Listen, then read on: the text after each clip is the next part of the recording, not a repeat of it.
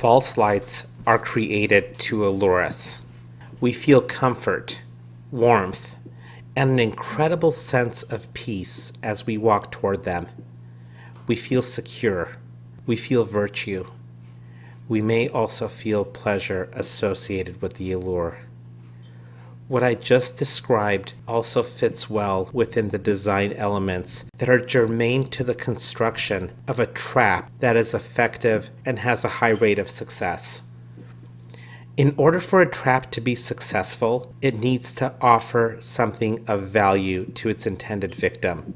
The lure must not only grab the attention of the victim, it needs to draw the victim toward it by giving the victim an impression that approaching it is a comforting choice. It needs to be comforting enough to encourage the victim to let their guard down, to encourage the victim to keep their guard down as they're entering the trap, and to ensure the victim walks far enough into the trap to allow the trap to capture them.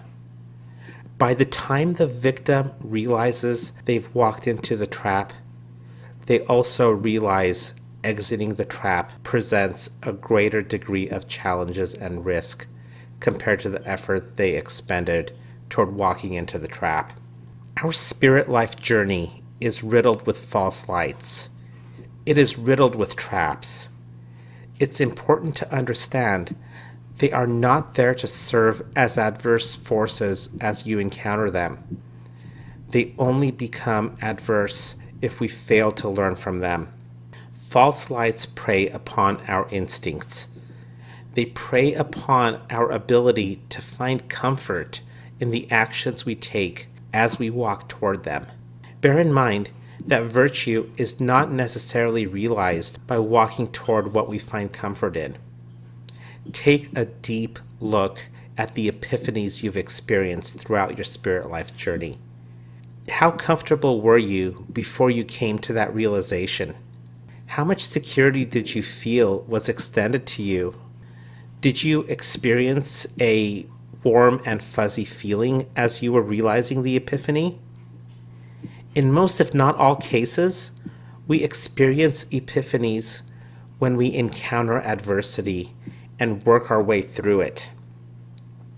When we traverse from one point of an adverse experience, overcome the obstacles within it, and make it to a point where we realize we have not only made it beyond the challenges, but that we've arrived at a point where the challenges have been transformed into elements of strength and virtue that can be used to elevate your vibratory consciousness. This is much easier said than done. Well-designed traps are so easy to walk into because they are captivating, and they give us such a profound sense of comfort, we instinctively gravitate toward them. But realize that our spirit life journeys take us on paths that give us opportunities to gain strength through understanding our vulnerabilities. If we are unable to understand what we are vulnerable toward, we cannot realize strength in that area. The pendulum swings in both directions. We must observe it, get to know it, and more importantly, get to know and understand the space within which the pendulum swings. That space has two sides and a center. The pendulum must be observed from the outside and from within. But the center is the operative term. Your heart is at the center of your being. The North Pole is at the center of Earth. It is Earth's heart and the center of creation. Sacred geometry points us toward the center, and all compasses point to the north, which is where the center is, which is where creation originates, which is where the black sun resides. If we find ourselves having walked into a trap, having walked toward a false light, and have found ourselves deep within the confines of the choices we have made, realizing it is a trap and understanding how it works is a critical first step toward overcoming it. But it is only one part of a much larger picture. The next part involves seeing the antithesis of what you have walked into. That's where we begin to understand both sides of the pendulum. While it is a leap of progress, it still falls short of seeing a more complete and larger picture.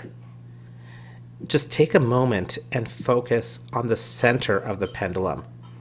The sides are peripheral, but the pendulum starts to swing from the center. When the pendulum was created, it was still. The weight rested at the center until a force came upon it and started to make it swing from side to side. When the weight sat at the center, there was stillness. There was no side-to-side momentum and hence no adversity. The absence of momentum signals the presence of balance. Bringing ourselves to the center, to a state of balance, is a critical part of the healing process. We become stronger when we are centered. We gain strength by realizing that when we understand how the pendulum works, understand both sides of it, understand the momentum, we can become the force that moves the weight. We become the force that creates balance. We become the force that creates harmony. And we become the force that creates inner beauty within the process. All of those are the building blocks to the consciousness of heaven. If we focus only on the sides of the pendulum, we will be left with nothing more than momentum. There is no stillness when there's momentum. There is no opportunity to create a sense of balance when an unstoppable weight continues to swing. Balance and healing that precedes it can only happen when there's stillness at the center. We were created amidst stillness. We will heal amidst stillness.